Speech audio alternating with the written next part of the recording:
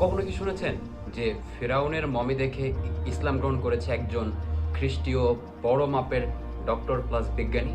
এটা কি করে সম্ভব হতে পারে? আমরা সাধারণত দেখে থাকি অলিয়া উলিয়ার হাত ধরে বা কোনো আলেমের মাধ্যমে মানুষ ইসলাম গ্রহণ করে, বাট ভাবনার বিষয় না যে কিভাবে ফেরাউনের মমি দেখে একজন খ্রিস্টীয় সম্ভ্রান্ত পরিবারের উচ্চপদস্থ বিজ্ঞানী এবং ডাক্তার ইসলাম গ্রহণ করলো। চলুন জেনে নিব আজকে এই বিষয়ে। আসসালামু আলাইকুম viewers, welcome to Zakir on the way, no way to skip. আশা করি আপনারা সকলে ভালো আছেন অ্যান্ড আমিও ভালো আছি।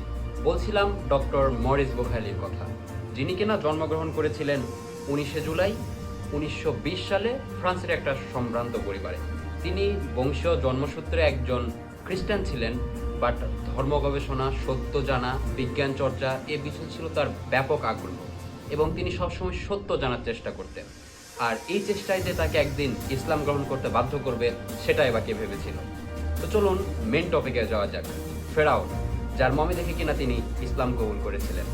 ফেরাউনকে আমরা সবাই চিনি, হযরত মুসা আলাইহিস সালামের আমলে যিনি শাসক ছিলেন মিশরে, এবং যে অত্যন্ত পরিমাণে জালেম এবং নিজেকে খোদা দাবি করেছিল। ফেরাউনের মৃতদেহ মিশরের মরুভূমিতে বালু চাপা ছিল বহুকাল, যেটা সহজে আইডেন্টিফাই করা যায় না বা খুঁজে পাওয়া যায় না। কিন্তু 1881 সালে মিশরের শহর লুকজুরের দার আল বাহরি নামক গুহাতে খুঁজে পাওয়া যায় বেশ কয়েকটা মমি, যার মধ্যে দ্বিতীয় রমসিস অর্থাৎ সেই মমি, সেই ফেরাউনের মৃতদেহ খুঁজে পাওয়া যায়, যেটা কিনা কোরআনে বর্ণিত হযরতে মুসা আলাইহিস সালামের আমলের জালেম শাসক এবং নিজেকে খোদা দাবি করা সেই ফেরাউন। এবং সবচেয়ে মজার বিষয় কি জানেন, এই পর্যায়ে আপনাদের মনে একটা খুব কমন প্রশ্ন আসতে পারে যে ডক্টর মরিস বুখাইলি সে তো ফ্রান্সে, আর মিশরে রয়েছে ফেরাউন, এই দুজনের ভিতরে বন্ডিংটা অথবা কানেকশনটা কই থেকে আসলো যে ডক্টর মরিস বুখাইলি ফেরাউনকে দেখে ইসলাম গ্রহণ করলেন, বা তাদের মাঝখানে যে এই যে কমিউনিকেশনটা বা এই গবেষণাটা কি করে ঘটলো। এখন আসুন সবচেয়ে মজার বিষয়ে, 1975 সালে তৎকালীন মিশর সরকার এই ফেরাউনের দেহকে গবেষণা করার জন্য প্রেরণ করেন ফ্রান্সে, এবং ফ্রান্সের যে টিমটা এই ফেরাউনের দেহকে পর্যবেক্ষণ এবং গবেষণা করছিলেন, সেই টিমের হেড অ্যান্ড মেইন অথর ছিলেন ডক্টর মরিস বুখাইলি।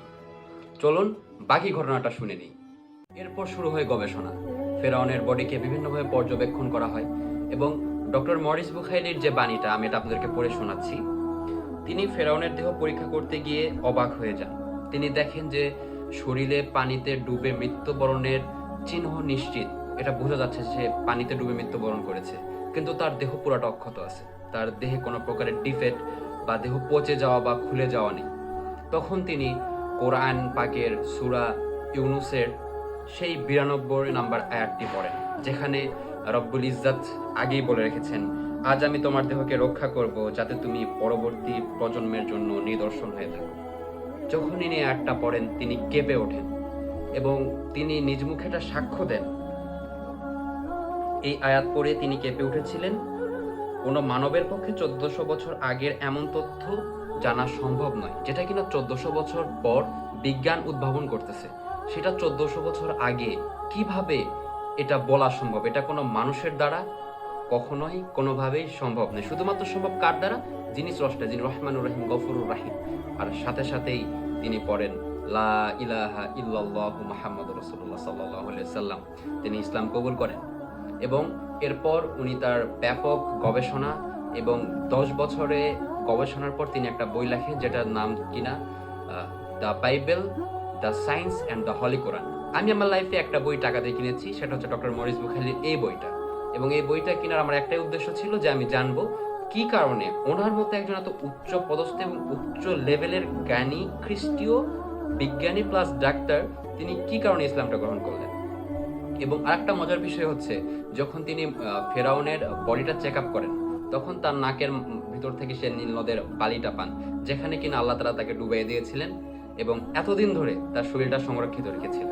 এটাই ছিল মূলত মেন গল্প বা মেন ঘটনা, যে কারণে এটা বলা যে ফেরাউনের মমি দেখে ইসলাম গ্রহণ করলেন খ্রিস্টীয় বিজ্ঞানী এবং ডাক্তার ডক্টর মরিস বুখাইলি। আপনারা চাইলে তার গবেষণাগুলো, তার বইগুলো পড়তে পারেন।